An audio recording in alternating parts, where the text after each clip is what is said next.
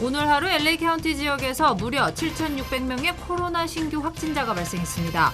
코로나 사태 이후 최고치입니다. 전면 셧다운이 임박했다는 예상이 나오고 있습니다. LA 카운티 정부는 영업 제한 조치에 직면한 음식점들에게 최대 3만 달러를 지원해 주기로 했습니다. LA시와 페사데나 시내의 음식점은 제외됐습니다.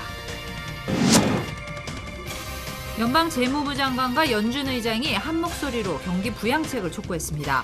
경제에는 시기가 중요한 만큼 조속한 부양책이 필요하다고 강조했습니다.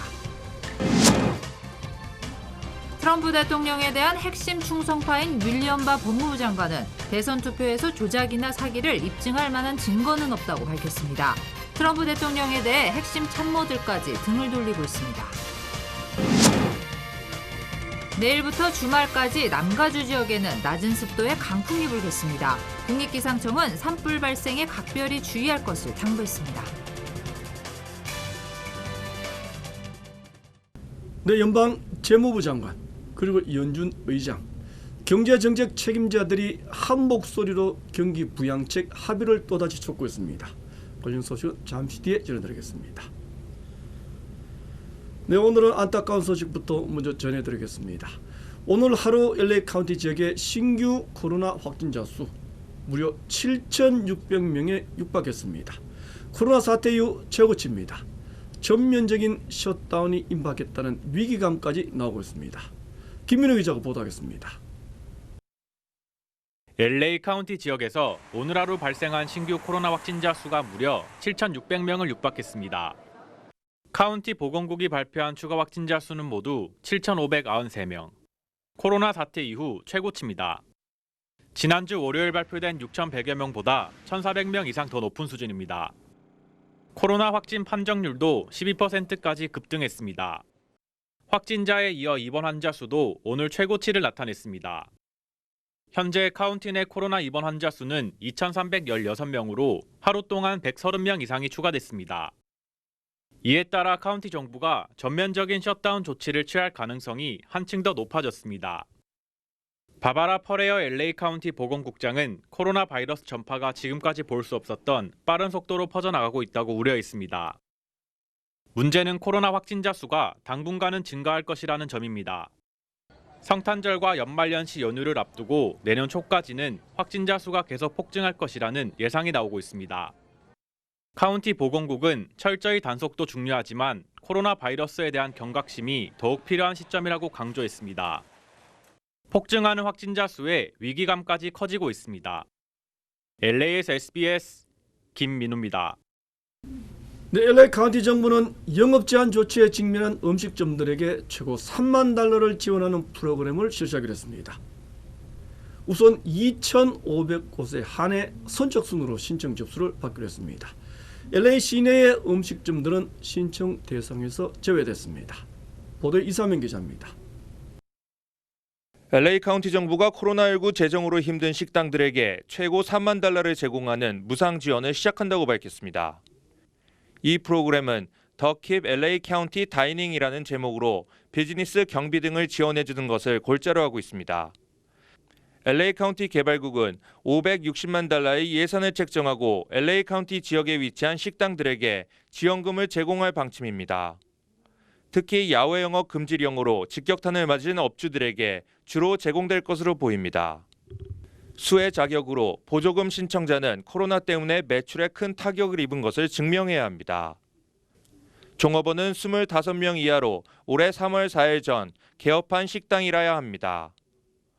업소의 보건국 위생 점수가 최소 C 이상을 유지해야 합니다. LA시나 파사데나에 위치한 요식 업소들은 수혜 대상에서 제외됩니다. 푸드트럭이나 팝업 식당 등도 이번 프로그램을 수혜를 받을 수 없습니다. 이번 프로그램은 선착순 2,500건이며 신청은 오는 목요일 자정부터 시작돼 일요일 밤 자정에 마감됩니다. SBS 이사면입니다.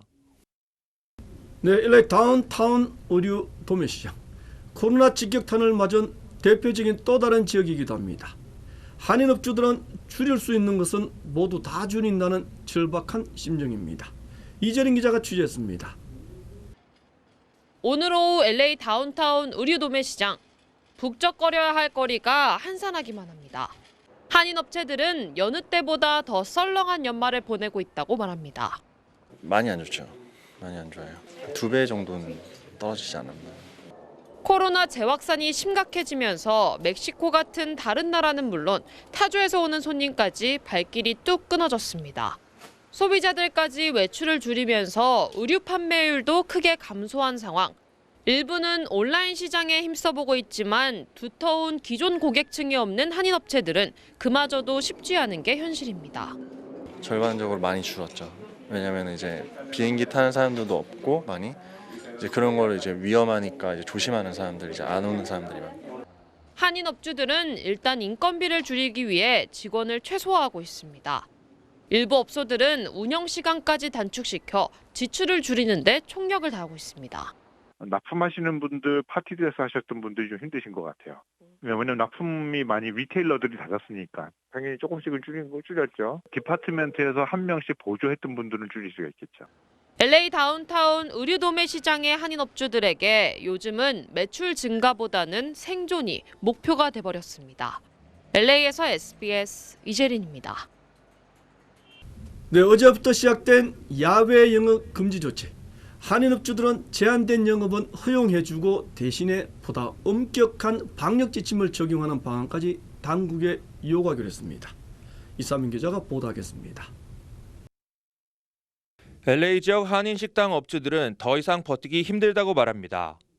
마지막 희망이었던 야외 영업이 금지됐기 때문입니다. 한인 요식업계는 식당 야외 영업 금지보다는 방역 지침을 강화하고 영업을 허용해달라고 주장하고 있습니다. LA 카운티가 야외 영업에 대해 수용 인원을 낮추고 기존보다 더 철저한 방역 지침을 세워 야외 장사를 허용해달라는 겁니다. 화가 나죠. 그리고 더 이상 견딜 수가 없어요. 예, 리마르파 했으면 좋겠죠. 저녁 때만 뭐 장사를 하든가 그런 식으로 해서 시간을 좀 단축시키면은 훨씬 낫지 않냐는 거죠, 저는요. 한 한인 식당 업주는 야외 영업 금지령이 불공평하다는 내용의 편지를 LA 시장실에 보내기까지 했습니다. 렌트비와 종업원 임금 지급으로 허덕이는 업주들은 야외 영업을 해야지만 업소를 겨우 유지할 수 있다고 거듭 강조했습니다. 더구나 대부분의 바비큐 식당은 배달 주문이 거의 없기 때문에 야외 영업이 더욱 절실한 상황입니다. 당장 렌트비 어떻게 할 거냐고요. 렌트비를 25%씩만 내면서 버티는 데도 있고요. 아니면은 에라 모르겠다고 안 내는 데도 있고요. 요식업계는 야외 영업 금지령이 장기화될 경우 폐업하는 식당들이 속출할 것으로 내다봤습니다. LA에서 SBS 이삼현입니다. 네, 미국 경제 정책을 담당하는 총책임자 연방 재무부 장관 그리고 연준 의장입니다. 오늘 또 한복 소리로 경기 부양책을 촉구했습니다. 시기를 놓치면 경제 회복은 매우 힘들어질 것이라는 점을 다시 강조했습니다. 전용훈 기자입니다. 스티브 무누신 재무장관과 제롬 파월 연방준비제도 의장이 추가 경기 부양책을 연방의회에 촉구했습니다. 국가 경제를 이끄는 양대 수장이 한 목소리로 추가 경기 부양의 필요성을 강조한 겁니다. 무누신 장관은 오늘 열린 연방상원 은행위원회에서 중소기업들은 더 이상 기다릴 수 없다며 최대 3천억 달러 규모의 보조금 지급을 주장했습니다.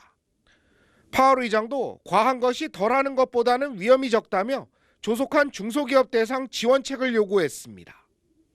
As we've emphasized throughout the pandemic, the outlook for the economy is extraordinarily uncertain and will depend in large part on the success of efforts to keep the virus in check.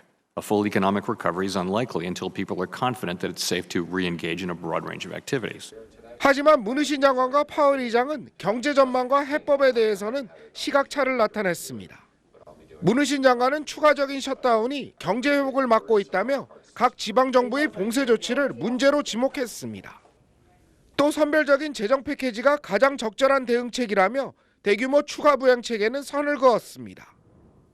반면 파월 의장은 앞으로 경제 전망이 극도로 불확실하다는 점을 거듭 강조했습니다. 올해 겨울이 굉장히 힘든 몇 달이 될 수 있다며 강한 우려를 내비치기도 했습니다. LA에서 SBS 전영웅입니다. 네, 조 바이든 당선인이 지명한 경제 수장들 더 많은 일자리를 만들고 소득 재분배를 강조하는 정책을 시행할 것이라는 예상입니다. 김용철 기자가 분석했습니다.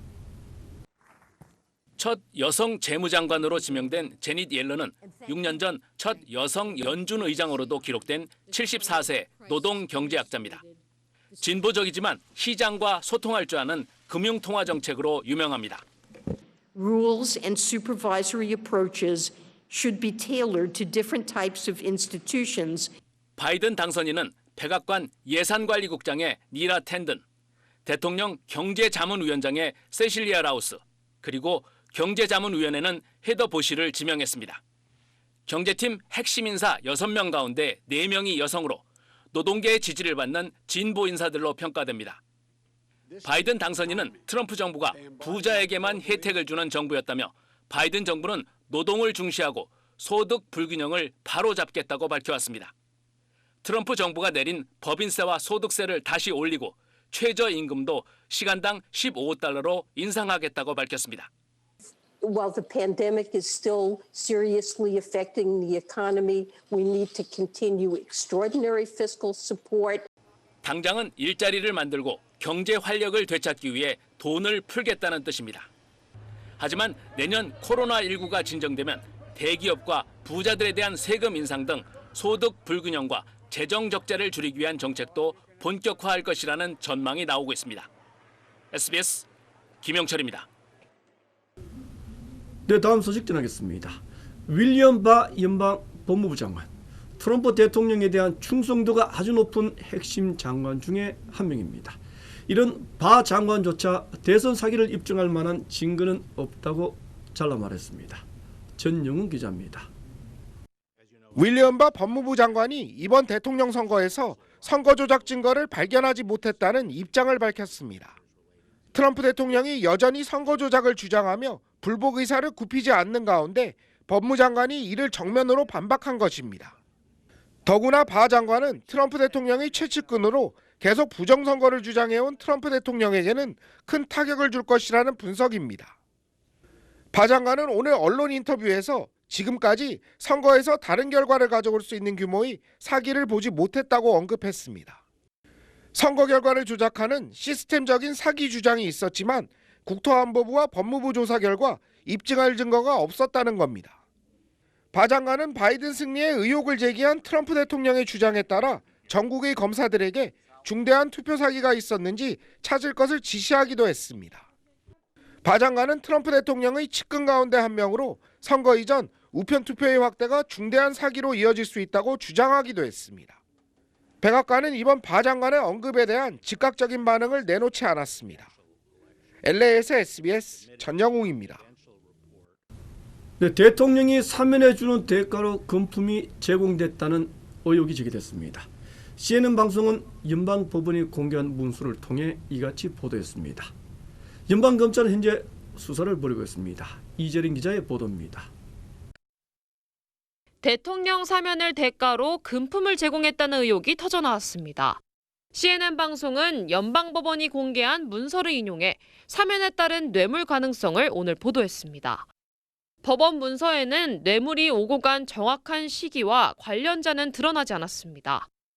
지난 8월쯤 연방특별수사팀이 압수한 아이폰과 아이패드 등에는 불법 로비 정황이 담긴 대화 내용이 포함되어 있는 것으로 전해졌습니다. 연방검찰은 법원의 허가를 받아 압수품에 대한 정밀 분석 작업을 벌이고 있습니다. 워싱턴 DC 연방법원은 백악관 고위 관계자들에게 불법 로비 활동을 벌였다는 개연성을 인정한 것으로 보입니다. 검찰이 확보한 비밀 파일 내용에는 대통령이 사면이나 형량을 줄여주는 대신 정치 후원금을 약속하는 내용이 담겨 있는 것으로 알려졌습니다. 연방검찰은 아직까지는 계좌 송금 내역서 같은 직접적인 증거는 제시하지 않았습니다. 특별히 기소된 사람도 아직은 없는 것으로 나타났습니다. 하지만 연방검찰은 관련자 3명을 조만간 조사할 예정이라고 밝히고 있어 그 파장은 만만치 않을 것으로 예상됩니다. SBS 이재린입니다. 네, 내일부터 주말까지 남가주 지역에는 강력한 산타이나 강풍이 다시 찾아올 것으로 예보됐습니다. 국립기상청은 특히 내일 밤부터 모레까지는 시속 55마일의 강풍이 산간지대에 불 것으로 예상했습니다. 벨리 지역에는 시속 50마일의 강풍이 불겠습니다.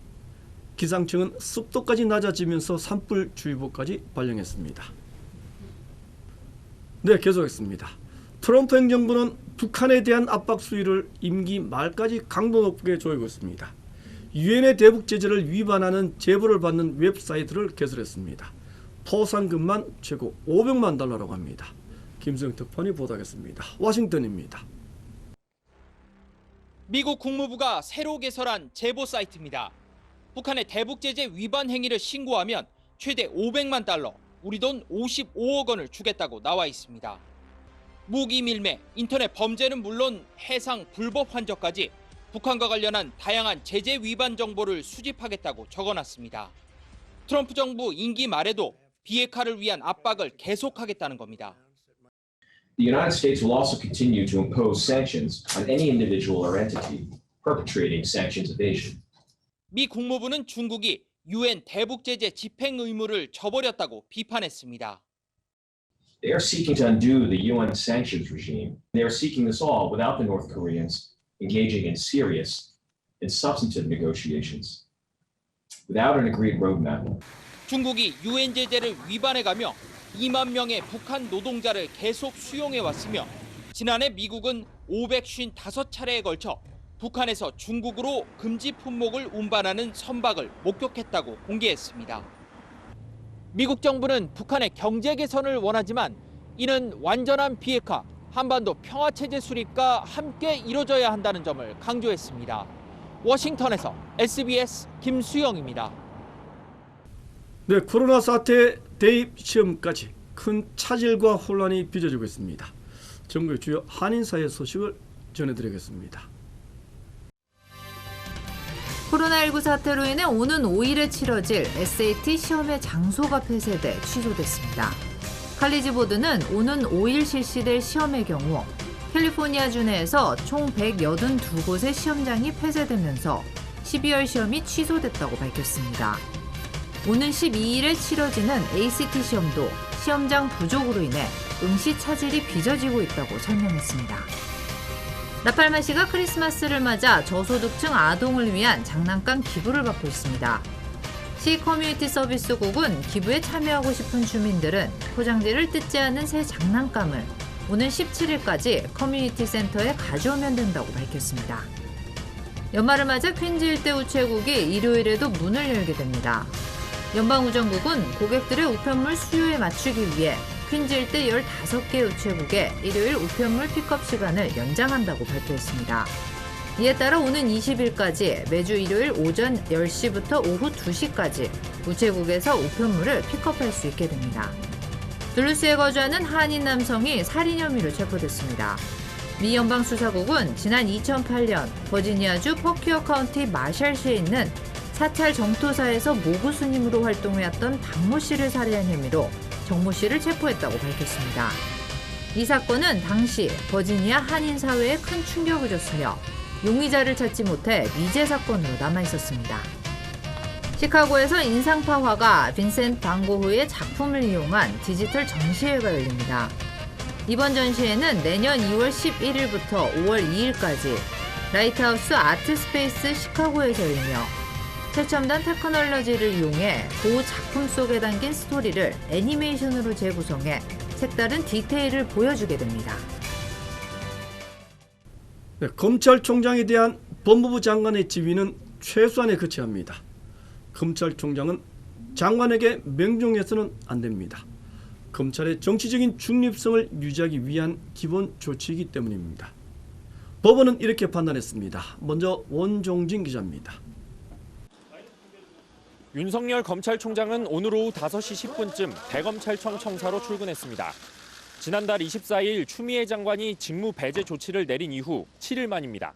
이렇게 업무에 빨리 복귀할 수 있도록 신속한 결정을 내려주신 사법부에 감사드립니다.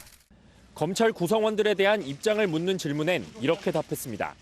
우리 구성원보다도 모든 분들에게 대한민국의 공직자로서 헌법 정신과 법치주의를 지키기 위하여 최선을 다할 것을 약속드립니다. 수 장관님한테 한 말씀.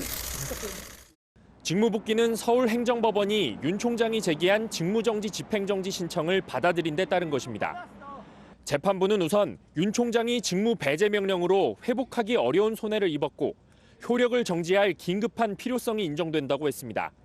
특히 검찰총장이 법무부 장관 지휘감독에 맹종할 경우 검사들의 독립성과 정치적 중립성은 유지될 수 없다며 법무부 장관의 검찰총장에 대한 구체적 지휘감독권 행사는 최소한에 그쳐야 한다고 했습니다.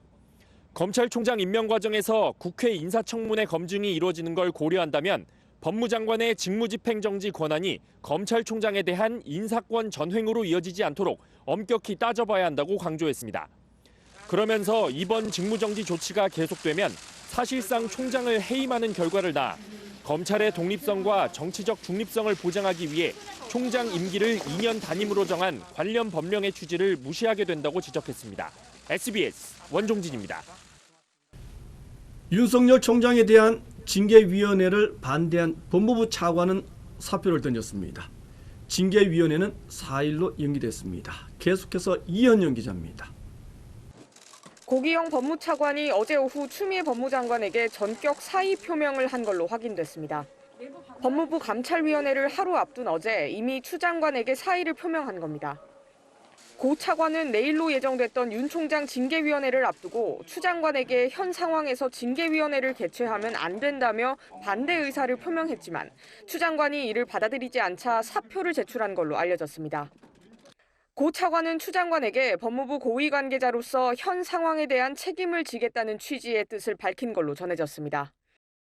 법원과 감찰위원회 결정에 이어 차관까지 사의를 표명하는 악재가 겹치면서 법무부는 내일로 예정됐던 징계위원회를 이틀 연기했습니다. 법무부는 충분한 절차적 권리와 방어권 보장을 위해 연기하기로 했다며 징계 혐의 유무와 징계 수위는 충실한 심의를 통해 결정할 거라고 밝혔습니다. 사표를 제출한 고 차관 후임 인사도 조속히 실시할 거라고 덧붙였습니다. 이런 가운데 현직 검사가 처음으로 추 장관 사퇴를 요구하고 나섰습니다. 대전지검 천안지청 장진영 검사는 내부망에 글을 올려 정권의 불리한 수사를 덮고 검찰을 장악하고자 하는 검찰 개혁을 추진했다며 추 장관은 물러나라고 요구했습니다. SBS 이현영입니다.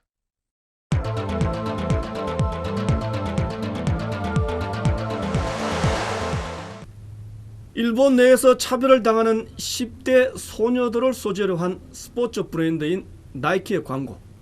공감이 간다. 일본을 비하했다는 찬반이 팽팽하다고 합니다. 유승재 특파원이 전해왔습니다. 일본 도쿄입니다. 스포츠 브랜드 나이키가 지난 주말부터 일본 TV와 인터넷에 공개한 2분짜리 광고 영상입니다. 민족이 달라서, 피부색이 달라서 혹은 아무런 이유도 없이 학교에서 집단 따돌림을 당하는 10대 여성 축구 선수 3명이 등장합니다. 이 가운데 치마 저고리를 입고 등장하는 학생은 실제로 일본에 거주하는 제1조선인입니다. 결국 스포츠를 통해 자신감을 갖고 차별에 당당하게 맞선다는 내용인데 나이키 측은 실제 체험담에 기초했다고 밝혔습니다. 이 광고 영상은 공개 나흘 만에 유튜브에서 900만 회, 트위터에서는 1,400만 회 조회수를 기록할 정도로 화제가 됐습니다. 교육 현장의 뿌리 깊은 차별을 생생하게 묘사했다는 목소리가 많지만 일부 일본인들은 일본을 차별이 일상화된 곳으로 비하했다며 항의 또는 불매운동을 벌이자는 격한 반응도 내놨습니다. 現実にある起きていることなので、それをちゃんと現実としてまずは受け止めなきゃいけない。現実を否定するっていうことはできないと。 일본은 최근에야 일부 지자체에서 인종이나 국적에 대한 공개적 차별 발언을 규제하기 시작했습니다. 이런 광고가 논란이 되는 것 자체가 아직 갈 길이 먼 일본의 현실을 그대로 반영하고 있다는 지적입니다. 도쿄에서 SBS 유성재입니다. 네, 그동안 보충력으로 편입됐던 전신 문신이 이제는 현역 입영 대상으로 바뀐다고 합니다. 현역병 자원이 빠른 속도로 감소하고 있기 때문입니다. 보도에 김하연 기자입니다. 전신 문신이 있으면 군대 면제받나요? 한 인터넷 카페에 올라온 질문입니다. 지금 기준으론 4급 보충력이지만 내년 2월부터는 현역 입대, 사실상 확정적입니다. 내년 시행을 목표로 국방부가 오늘 입법 예고한 새 신체 검사 기준에서 문신 관련 조항이 아예 빠졌기 때문입니다. 사회적 거부감도 덜해졌고 복무에도 지장이 없다는 판단에 섭니다. 체중 관련 기준도 아래 위 다 넓혔습니다. 체질량 지수 기준을 더 엄격하게, 즉 과체중이나 저체중으로 면제나 보충력 받기 더 어렵게 만들었습니다. 예를 들어 175cm 남성의 경우 지금은 52kg 이하, 102kg 이상이면 보충력 판정을 받는데 이걸 48kg, 108kg 기준으로 고쳤습니다. 현역병 입영 적체 문제를 해소하기 위해 일시적으로 강화했던 현역 판정 기준을 2014년 이전 수준으로 환원하여 이른바 인구 절벽의 여파로 2032년부터는 당장 현역 인원을 채우지 못할 거라는 판단이 작용했습니다. 또 최근 6년간 고의적인 체중 변화나 문신으로 병역 회피했다 적발된 건수가 173건. 일단은 이런 작은 틈새라도 막겠다는 겁니다. 국방부는 다만 사건, 사고 등을 예방하기 위해 정신질환자에 대한 입대 문턱은 높이기로 했는데 치료 기록 확인 절차를 강화해 병역 회피는 막겠다고 밝혔습니다. 또 처음으로 사회적 재난인 가습기 살균제 피해와 관련해 현역이나 보충력, 면제 기준을 마련했습니다. SBS 김아영입니다. 대통령이 사면해주면 정치 후원금을 내겠습니다. 연방검찰이 이 같은 뇌물수수 의혹에 대해 현재 수사를 벌이고 있는 것으로 확인됐습니다. 대통령 선거 부정 의혹에 대해서는 입증할 만한 증거가 없다고 확정했습니다. 트럼프 대통령에 대한 충성파인 법무부 장관이 직접 밝힌 내용입니다.